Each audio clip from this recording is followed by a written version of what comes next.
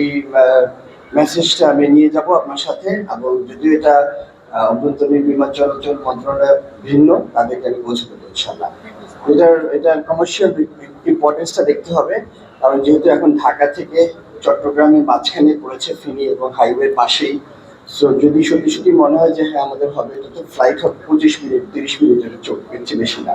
তো দেখা যাক ইনশাল্লাহ। আমি আপনার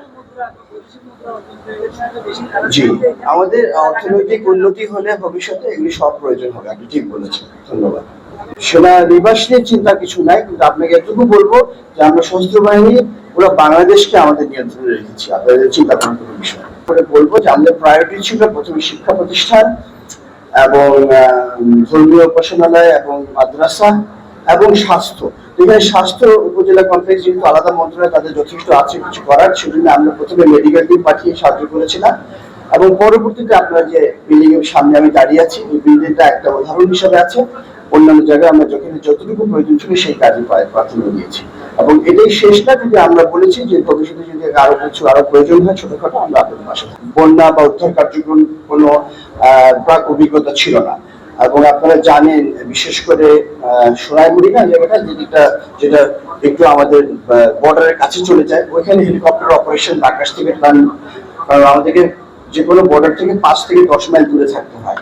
তো ওই দিক থেকে আমাদের কিছুটা প্রতিযোগিতা ছিল, এবং আবহাওয়া একটা বড় ফ্যাক্টর থাকে, বিকজ বর্ষার সময় তো বন্যা হয়, তো ওই সময় ওইটা একটু ছিল। তো আমরা যে অভিজ্ঞতা অর্জন করেছি গতবার, বিশেষ করে আমাদের সেফ অপারেশনের জন্য একটা হেলিকপ্টার কিভাবে আসবে এবং কিভাবে যাবে, শুধু বিমান বাহিনী না, সেনাবাহিনী, নৌবাহিনী সবাই এখানে অপারেশন করেছে। তো সবাই মিলে আমরা এখন একটা সিস্টেম ডেভেলপ করেছি, যেটাকে আমরা স্ট্যান্ডার্ড অপারেটিং প্রসিডিউর বলি, এসওপি। তার মাধ্যমে ভবিষ্যতে যদি প্রয়োজন হয়, আমি দোয়া করি যাতে এখানে এই ধরনের বন্যা না হয়, যদি হয় তাহলে আমরা আরো সুন্দর এবং অর্গানাইজ ভাবে এখানে উদ্ধার এবং ত্রাণ কার্যক্রম পরিচালনা করতে পারবো বলে আমার বিশ্বাস। এলিভেটেড প্ল্যাটফর্ম বানানোর প্রয়োজন হলে আমরা সামনে বানাবো।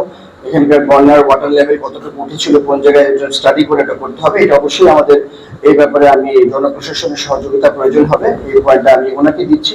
আপনারা এভাবে চিন্তা করতে পারেন। কিছু এটা অন্যান্য জায়গায়, যেমন ঢাকার দক্ষিণাঞ্চলে, সিলেট অঞ্চলে, ওইসব জায়গায় কিন্তু কিছু মাঠকে একটু এলিভেট করা হয়, ওখানে যেতে বন্যা যেখানে পানি যায় না, ওরকম জায়গা আপনারা খুঁজলে আমাদের ইমিডিয়েট রেসপন্সটা ফাস্টার হবে।